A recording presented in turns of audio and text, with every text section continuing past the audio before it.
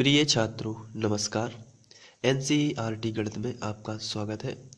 हम लोग आज प्रश्नावली 2.1 करने वाले हैं, जिसमें दिया गया है प्रश्न क्रमांक 1, निम्नलिखित व्यंजकों में कौन कौन एक चर में बहुपद है और कौन कौन नहीं, कारण के साथ अपने उत्तर दीजिए।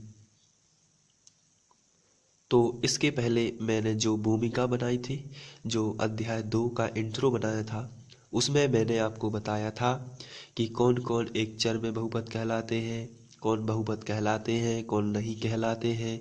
बहुपद के प्रकार बताए थे मैंने उसमें, घातों के आधार पर 5 प्रकार के और पदों के आधार पर 3 या 4 प्रकार के बताए हुए हैं मैंने।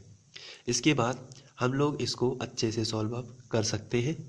तो इसमें दिया है कि क्या ये बहुपद है सबसे पहला, तो और क्या ये एक चर वाला बहुपद है। तो आपके सामने कंडीशन है कि आपको ये बताना है कि ये एक चर में बहुपद है और क्या ये बहुपद है कि नहीं। तो इसमें सबसे पहले तो उच्चतम जो घात है या एक्स की या चर की जो घात है वो आपको देख लेना है। चर की घात पूर्ण संख्या की घात है कि नहीं, तो आंसर है हाँ है, क्योंकि यहाँ 2 लिखा है। इसमें जो है एक्स के ऊपर 2 की घात है और जो 2 है यह एक क्या है, पूर्ण संख्या है, पहली चीज। और जो दूसरा चर दिया हुआ है ये है एक्स, और एक्स के ऊपर कोई भी घात ना हो तो 1 की घात मानी जाती है, और 1 भी क्या है, पूर्ण संख्या है। तो जब चर राशि पर पूर्ण संख्या की घात हो तो हम उसे बहुपद बोल सकते हैं। अब हमें चूंकि एक शर्त तो हमने पार कर ली है कि यह एक बहुपद है, लेकिन दूसरी शर्त ये है ये एक चर में बहुपद होना चाहिए। तो एक चर आखिर होता क्या है मैं बता चुका हूँ और एक बार फिर से बता देता हूँ। एक चर का मतलब होता है जैसे 4x वर्ग ऋण 3x धन 7 लिखा है ये वाला क्वेश्चन, इसमें एक ही चर का इस्तेमाल किया हुआ है। लेकिन अगर इसमें 4x वर्ग ऋण 3y धन 7 लिखा होता तो इसमें 2 चर इस्तेमाल हुए हैं। पहला तो x इस्तेमाल हुआ है और दूसरा चर जो है वो y इस्तेमाल हुआ है। अगर यही क्वेश्चन ऐसे लिखा होता 4x वर्ग ऋण 3y धन z इस प्रकार से, तो इसमें 3 चर इस्तेमाल हुए हैं। पहला x हो गया, दूसरा y हो गया और तीसरा z हो गया। तो इसमें 3 चर इस्तेमाल हुए हैं, इसलिए ये क्या है, त्रिचरीय बहुपद है। बहुपद तो है लेकिन ये क्या है, त्रिचरीय। लेकिन इसमें क्या कह रहे हैं वो लोग, एक चर में बहुपद चाहिए। तो बहुपद है, पहली चीज तो ये बहुपद है क्योंकि इसमें पूर्ण संख्या की घात है। दूसरा एक चर ही में है क्योंकि इसमें y कहीं नहीं लिखा है और z भी नहीं लिखा है। तो हम इसका आंसर लिखेंगे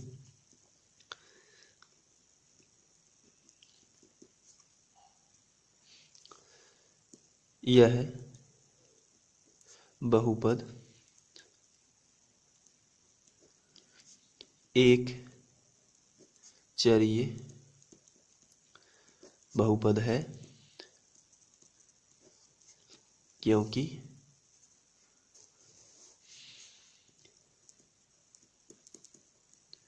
इसमें एक चर x ही है। इस प्रकार ये क्वेश्चन सॉल्व हो जाता है। दूसरा क्वेश्चन देखते हैं। दूसरा क्वेश्चन दिया हुआ है y वर्ग प्लस करणी 2। तो आपको याद रखना है कि यह एक, सबसे पहले तो आंसर,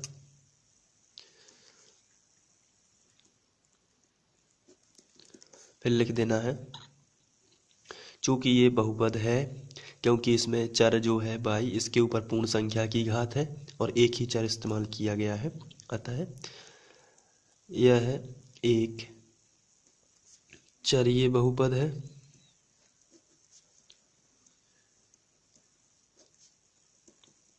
क्योंकि इसमें एक ही चर y है। बस इतना आपको लिख देना है। बढ़ते हैं तीसरे क्वेश्चन की ओर। तीसरा क्वेश्चन दिया हुआ है 3 करणी t प्लस t करणी 2। तो सीधी सी बात है, यह एक बहुपद ही नहीं है, क्योंकि जो चर राशि है इस पर रूट लगा हुआ है। रूट का मतलब होता है 1/2 की घात, और यहाँ हमें पूर्णांक की घात जरूरी होती है, यानी पूर्ण संख्या की घात। तो यहाँ आधे की घात नहीं चलेगी, इसलिए आपको लिखना है यह एक बहुपद ही नहीं है,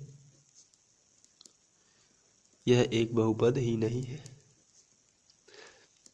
इस तरीके से आप इसे लिख सकते हैं। कारण देना है क्योंकि चर पर पूर्णांक या पूर्ण संख्या की घात नहीं है, पूर्ण संख्या की घात नहीं है। इस हिसाब से तीसरा प्रश्न भी आपका सॉल्व हो जाता है। चौथे की ओर बढ़ते हैं। चौथा क्वेश्चन दिया हुआ है y प्लस 2/22। तो इसमें ये बहुपद नहीं है, क्योंकि इसमें यदि हम इसको सॉल्व करें तो ये जाएगा y प्लस 2, y को ऊपर ले जाते हैं तो ये हो जाएगा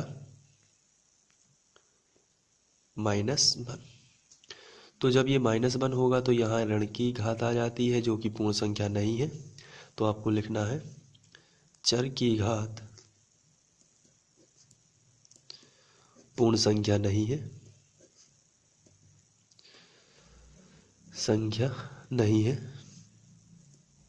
ऐसी स्थिति में ये बहुपद नहीं है, अतः बहुपद नहीं है। तो ये बहुपद नहीं है। इसके बाद आगे बढ़ते हैं। अगला क्वेश्चन दिया हुआ है x के ऊपर 10 की घात प्लस y के ऊपर 3 की घात प्लस t के ऊपर 50 की घात। तो यह एक बहुपद है, क्योंकि पूर्ण संख्या की घातें हैं, लेकिन एक चरीय बहुपद नहीं है। तो उत्तर हो जाएगा हमारा यह एक बहुपद है,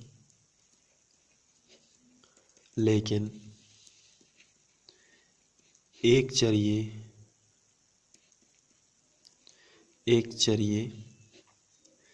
बहुपद नहीं है, क्योंकि इसमें 3 चर है x, y और t।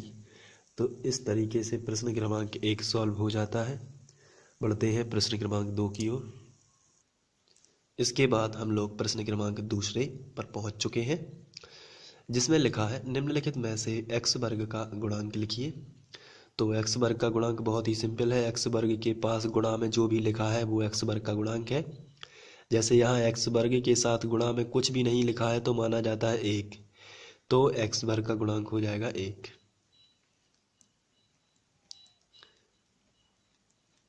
x वर्ग का गुणांक बराबर में हो जाएगा 1। यहाँ जो है x वर्ग के साथ में कुछ भी नहीं लिखा है तो 1 माना जाता है, और ऋण लगा है तो हो जाएगा x वर्ग का गुणांक -1। जो गुणा में लिखा है वही माना जाएगा, ये नहीं माना जाएगा क्योंकि ये बाद में लिखा है और ये बीच में चिन्ह आ गया, तो चिन्ह बीच में आ जाता है तो ये नहीं माना जाएगा। यहाँ कुछ नहीं माना जाता तो 1 लिखा जाता। x वर्ग का गुणांक फिर से यहाँ हो जाएगा -1, क्योंकि ऋण सामने लगा था ये वाला। तीसरा क्वेश्चन है π/2 x वर्ग प्लस x वर्ग का गुणांक चाहिए, तो x वर्ग के साथ गुणा में लिखा है π/2, तो x वर्ग का गुणांक हो जाएगा π/2। π/2। इसके बाद यहाँ लिखा है √2x - 1। तो यहाँ जो है x वर्ग का गुणांक कुछ भी नहीं है, क्योंकि √2x में x वर्ग कहीं है नहीं, तो हम इसको x वर्ग का गुणांक डायरेक्ट लिखेंगे 0, क्योंकि x वर्ग है ही नहीं। और यदि आप इसको दूसरे तरीके से सॉल्व करना चाहें तो इसको रीराइट कर सकते हैं इस तरीके से, √2x - 1 × 0 × x वर्ग। तो फिर x वर्ग × 0 करके आप 0 लिख सकते हो। तो इस हिसाब से क्वेश्चन नंबर 2 पूरा हो जाता है। अब आते हैं क्वेश्चन नंबर 3 पर। इसके बाद नेक्स्ट क्वेश्चन दिया हुआ है प्रश्न क्रमांक 3, 35 घात के द्विपद का और 100 के घात के एक पद का एक एक उदाहरण दीजिए। तो बहुत ही सिंपल क्वेश्चन है। आपको 35 घात के द्विपद का उदाहरण देना है। तो पहले तो आप दो पद लिखिए, जैसे x प्लस 4, ये द्विपदी बहुपद हो गया, हम लोग पढ़ चुके हैं। अब चूंकि 35 के घात का चाहिए, इसलिए आप यहाँ 35 की घात लगा दीजिए। अब जरूरी नहीं है कि एक ही हो सके, और भी हो सकते हैं एग्जाम्पल। जैसे मैंने कहा आपसे द्विपद लिखिए सबसे पहले, क्योंकि द्विपद पूछा है तो मैंने लिखा 6x प्लस 4। अब मैंने आपसे पूछा, क्वेश्चन पूछ रहा है कि 35 का, तो यहाँ क्या लिख देना है आपको, 35। बहुत ही सिंपल है। तो और कई एग्जाम्पल हो सकते हैं, जैसे बाई के फॉर्म में भी हो सकते हैं, जैसे मैंने लिखा 7/2। ये एक एग्जाम्पल है। अब चूंकि 35 का घात का चाहिए, इसलिए आप 35 की घात लगा दीजिए, तो 35 की घात का द्विपद हो गया। अब इसके बाद ये तो 35 वाला हो गया। अब इसमें चाहिए 100 के घात का एक पद, तो एक पद होता है x, तो x के ऊपर 100 की घात लगा दीजिए, तो 100 के घात का एक पद हो गया। और 100 के घात का एक और हो जाएगा ये वाला, और भी हो सकते हैं। तो 100 के घात का एक पद के कई एग्जाम्पल हो सकते हैं। तो इस तरीके से ये क्वेश्चन सॉल्व हो जाएगा, बहुत ही सिंपल है। बढ़ते हैं नेक्स्ट क्वेश्चन की तरफ। नेक्स्ट क्वेश्चन दिया हुआ है, निम्नलिखित बहुपदों में से प्रत्येक बहुपद की घात लिखिए। तो बहुत ही सिंपल क्वेश्चन है। इसमें सबसे ऊंची घात आपको देख लेना है। तो इस बहुपद की घात जो है वो है 3, सबसे ज़्यादा 3 ये रही, पर 2 की है, पर 1 की है। इसमें सबसे ऊंची घात बताइए कितनी है, तो सबसे ऊंची घात इसमें है 2 की, तो आप यहाँ लिख दोगे 2। इसमें सबसे ऊंची घात कितने की है, तो 1 की है, क्योंकि टी के ऊपर किसी की भी घात नहीं लगी, तो 1 की मानी जाती है। तो यहाँ घात हो जाएगी 1 की, और यहाँ घात है ही नहीं, तो इसको हम मानेंगे 0, क्योंकि हमें देखना होती है चर पर घात, अचर पर नहीं देखनी होती है। और इस 3 को हम इस प्रकार अचर बहुपद भी बोलते हैं, क्योंकि हम 3 को 3 इंटू एक्स 0 लिख सकते हैं, या बाई 0, तो x पर 0 की घात ही मानी जाएगी। तो इस हिसाब से ये क्वेश्चन सॉल्व हो जाता है। बढ़ते हैं अगले क्वेश्चन की ओर। इसके बाद प्रश्नावली का आखिरी क्वेश्चन बचा है।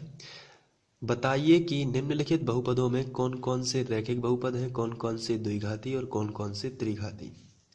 तो बहुत ही सिंपल है ये। इसमें घात के आधार पर पूछा गया है। तो सबसे उच्चतम घात कितने की है, 2 की है, तो ये कौन सा हो गया, द्विघातीय। इसके बाद ये दूसरे नंबर का पूछा है, इसमें सबसे उच्चतम घात कितने की है, 3 की, इसलिए ये हो जाएगा त्रिघातीय। इसके बाद इसमें सबसे उच्चतम घात 2 की है, इसलिए ये हो जाएगा द्विघातीय। इसके बाद इसमें सबसे उच्चतम घात 1 की ही है, क्योंकि x के ऊपर 1 ही मानी जाती है, तो ये हो जाएगा रेखीय, क्योंकि 1 की घात वाले को रेखीय बोलते हैं। इसके बाद ये 3 है, तो 3 वाली घात को बोलते हैं रेखीय। 1 की घात यहाँ माना जाता है, तो ये रेखीय आ जाएगा। यहाँ 2 की घात है, इसलिए हो जाएगा द्विघातीय। और यहाँ 3 की घात है, इसलिए हो जाएगा त्रिघातीय। इस हिसाब से ये पूरा क्वेश्चन सॉल्व हो जाएगा। अब प्रश्नावली 2.1 समाप्त होती है, और इससे संबंधित कोई भी डाउट आपको हो तो आप मुझे कमेंट करके बता सकते हैं। और साथ ही साथ आप यदि इसको प्रश्नावली 2.2 इसके बाद के वीडियो में डाली जाएगी। तो थैंक यू अब तक के लिए।